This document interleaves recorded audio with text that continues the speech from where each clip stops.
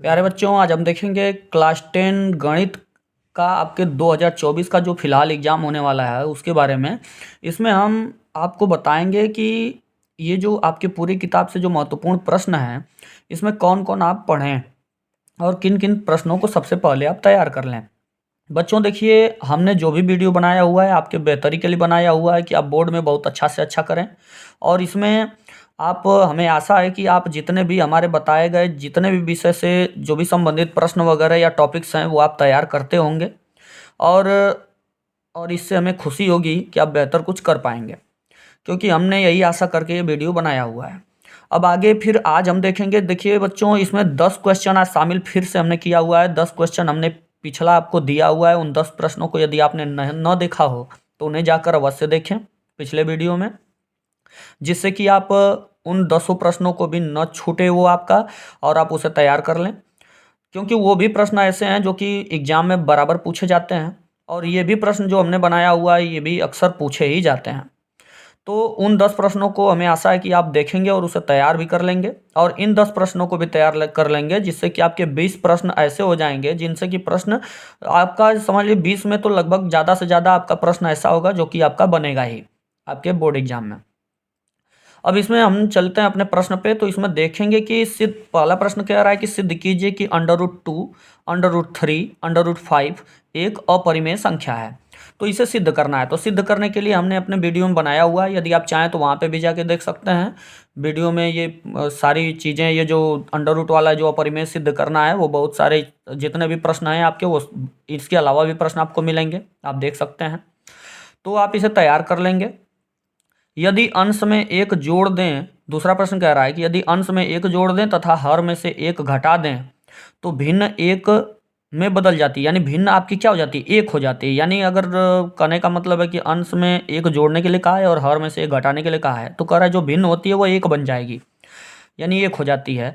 यदि हर में एक जोड़ दें, अब क्या कह रहा है कि हर में से जहाँ एक घटा रहा था वहाँ पे कह रहा है कि हर में अगर एक जोड़ दिया जाए तो आपका जो भिन्न होता है वह 1/2 हो जाता है।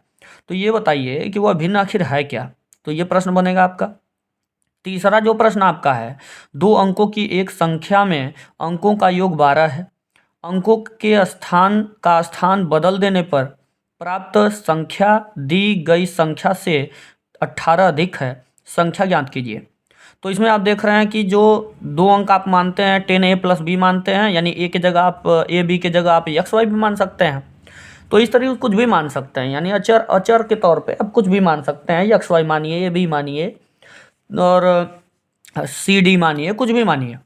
तो ये आप मान लेंगे 10a + b का, इसे 2 अंक की संख्या मानी जाती है। और a + b यानी दोनों अंकों का योगफल कर रहा है, यानी a + b का ये, या x + y = 12 हो जाएगा। और अंकों का स्थान बदल दिया, यानी a की जगह b और b की जगह a कर दिया जाए, तो एक संख्या आपकी कौन सी बनेगी, 10b + a बनेगी। तो इस तरीके से आप वो उसमें उसमें और जो पहले आपका 10a + b था उन दोनों में 18 का अंतर है। इस तरीके से 2 इक्वेशन बनेगा आपका, और दोनों इक्वेशन को सॉल्व कर देंगे, ए बी का मान निकलेगा। 2 अंकों की संख्या 10a + b या 10x + y में आप रख देंगे, आपका आंसर हो जाएगा। गुणनखंड विधि द्वारा x² = 11x - 28 को हल कीजिए। तो इसमें कह रहा है कि इसको हल कीजिए। तो इसमें यक्स का मान आप निकाल लेंगे।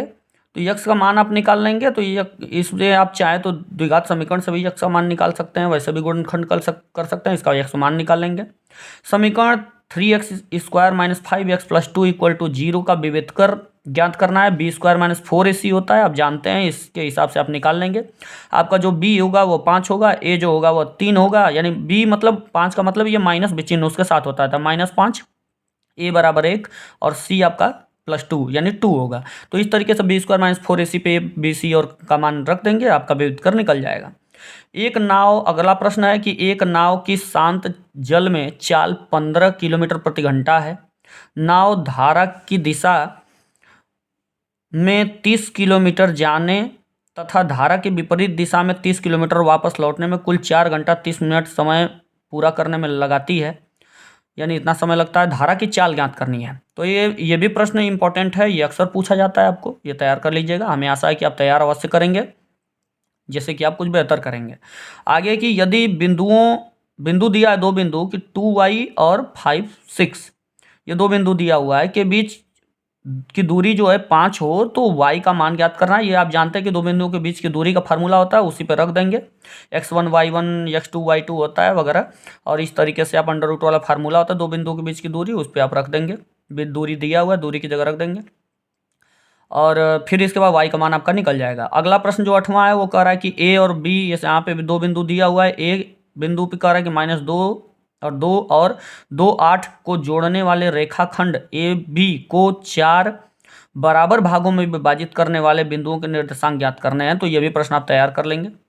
अगला 9वां जो प्रश्न है वो आपका ये प्रश्न कह रहा है कि समुद्र तल से 75 मीटर ऊंची लाइट हाउस से देखने पर दो समुद्री जहाज के अवनमन कोण 30 डिग्री और 45 डिग्री हैं। यदि लाइट हाउस के एक कहीं और एक जहाज दूसरे जहाज के ठीक पीछे हो तो दो जहाज़ों के बीच की दूरी ज्ञात करनी है, यानी दोनों जहाज़ों में कितने का अंतर है, कितनी दूरी पे हैं दोनों जहाज आपस में, उसे ज्ञात करना है आपको। इसके बाद फिर अगला जो 10वां और आखिरी प्रश्न है, जो आपका पूरा मिला कि ये 10वां ये यहाँ पे हो रहा है, लेकिन ये 20वां होगा क्योंकि 10 प्रश्न हमने आपको दे दिए हैं, उसे जाकर आप अवश्य देख लीजिएगा। एक नदी के पुल के एक बिंदु से नदी के सम्मुख किनारों के अवनमन कोण क्रमशः 30 अंश और 45 अंश हैं। यदि पुल के किनारे से 30 मीटर की ऊंचाई पर हो तो, यानी पुल जो है वह किनारे से 30 मीटर की ऊंचाई पर हो तो नदी की चौड़ाई ज्ञात करना है। तो ये भी प्रश्न आप तैयार कर लीजिए, ये 10 प्रश्न आप तैयार कर लीजिएगा। 10 प्रश्न पिछला, ये पूरा मिला के आपका 20 प्रश्न हो जा रहा है। 20 में से अधिकतर आपको एग्जाम में देखने को अवश्य मिलेगा। बहुत हो सकता है तो अंकों की अदला बदली कर देगा, यानी अंकों को बदल देगा। जहाँ मैंने 75 लिखा है वहाँ पे हो सकता है कुछ और संख्या लगा दी, जहाँ पे डिग्री मैंने लिखा है 30 डिग्री 45 डिग्री, ऐसे ही सारे प्रश्नों में या पिछले 10 प्रश्नों में जो मैंने आपको बताया हुआ है उसमें अंकों को बदल देगा और नया प्रश्न आपको लगने लगेगा। तो अंकों को बदल के और बातों को थोड़ा सा आगे पीछे करके बोल देगा और आपको नया प्रश्न जैसा लगेगा। तो इसलिए भ्रमित होने की आवश्यकता नहीं बच्चों, सारे के सारे प्रश्न यानी 20 प्रश्न आप तैयार कर लीजिएगा। धन्यवाद।